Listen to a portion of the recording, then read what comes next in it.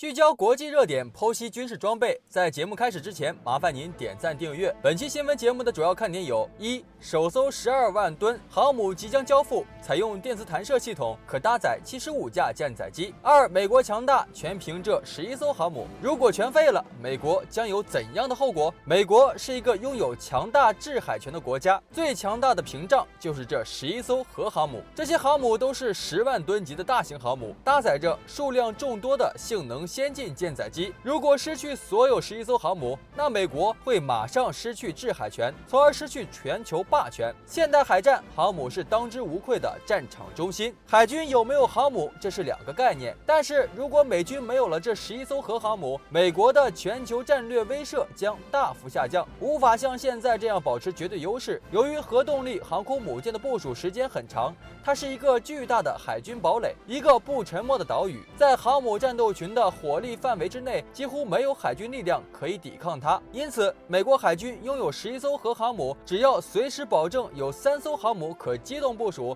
就能在世界范围内保持强大威慑。如果11艘航空母舰全部沉没，美国就不能再保持目前这种绝对领先世界的局面了。除了11艘航空母舰，其他美国海军舰艇也很强大。美国海军拥有世界上最强大的2栖舰艇，包括几艘2栖攻击舰和登陆舰，可以作为轻型航母，每艘携带数十架具有强大作战能力的 F-35B。除了强大的2栖战舰外，美国海军还拥有包括哈里伯克级驱逐舰和提康德罗加级巡洋舰在内的大量的宙斯盾舰，总数超过90多艘，比全球其他国家盾舰数目的总和都多，而且非常先进。此外，美国海军拥有80多艘核潜艇，比全球其他国家核潜艇数目的总和都多，而且非常先进。综上所述，即使没有11艘核航母，美国海军仍然非常强大。中国航母正在迅速发展，辽宁号已经在服役，山东舰已经交付了海军。以我们的经济实力，建立强大的航母编队并不难。尽管美国给我们施加了很大压力，但我们的国家不会主动陷入麻烦。如果美国失去了航母，他们就没有机会制造麻烦。我们当然也不会主动惹事，我们不怕战争，但我们也不会未经允许将航母运往其他国家。我们的航母只为保卫家园而战。如果美国海军损失了现有的11艘航母，那么中国和俄罗斯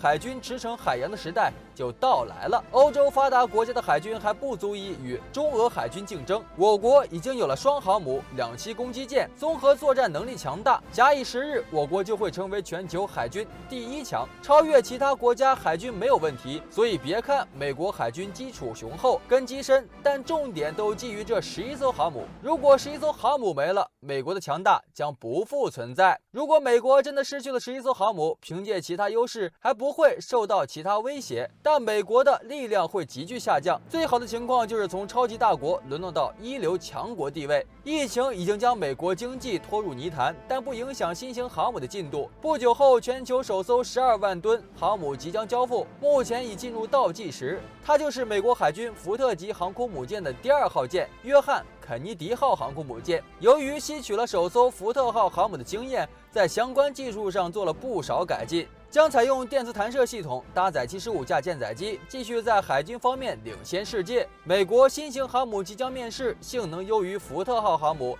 由于航母的建造和维修成本都很高，我们通常将航母称之为吞金兽。肯尼迪号航母可以说是12万吨海上巨兽，美国对这艘航母寄予很大期望，未来很有可能替代尼米兹级核动力航母，各方面性能要优于福特号航母。有资料显示，这艘航母的舰长337米，满载排水量接近12万吨，航速大于30节，能携带75架各型舰载机。同时，新型航母采用电磁弹射系统，从航母开始铺设龙骨的时候，美国海军就和通用电子公司签署了提供电磁弹射系统和先进阻拦装置的合同。这样一来，肯尼迪号航母相应的体积重量相应减少，加上高度的智能化设施，操作人员就能从3000人减少到2000人，从而腾出更多的空间搭载武器和弹药。我们知道，美国即使不建造这艘新型航母，海军力量也是世界第一。目前除了美国以外，只有法国制造出一艘核动力航母，其他国家只是常规动力航母。如今12万吨海上巨兽即将面世，外界议论纷纷，就连俄罗斯都对美国新型航母给予极高的肯定。俄专家称，肯尼迪号航母一旦建造成功，将是走遍天下都不怕的存在。航母技术至少领先全球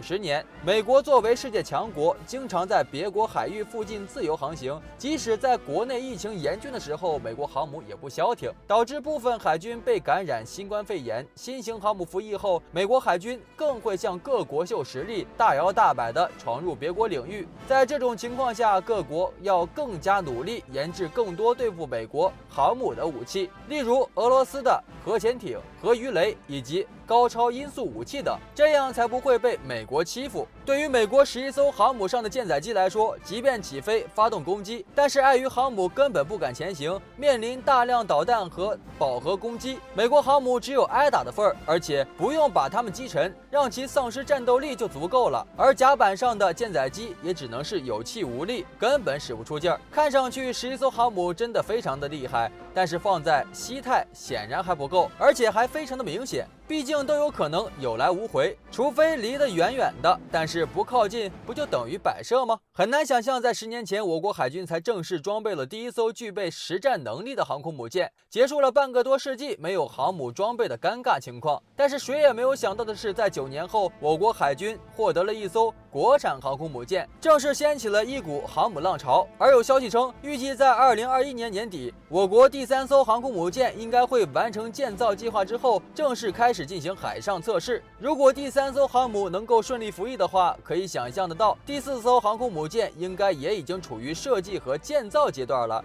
能够在短短20年的时间内服役多艘满载排水量超过6万吨级的航母，这种发展速度显然是会让人觉得印象深刻。那么在飞速发展的情况下，我国航母能否实现对美国海军的反超呢？其实早在上个世纪40年代中期的时候，我国就提出了打造航空母舰舰队的计划。当时是计划从英国和美国采购一批2手航母来发展海军的航母舰队，但是因为经济和种种原因，最后不了了之。一直到上个世纪80年代的时候，我国才重新开始了航母舰队组建计划的讨论。当时海军高层刘老将军提出了一个计划，在2000年的时候建造一支可以执行近海防御任务的绿水海军，而在2010年的时候打造一支可以进行远洋作战的蓝水海军，而在2020年的时候则可以在全球范围内进行力量投送的远洋防御海军。再等到经济好转之后，从90年代开始，我国尝试对国外的2手航母进行采购和回收，初步对航母有了一个了解。而在苏联解体后，因为战略目标调整和军费急剧下降，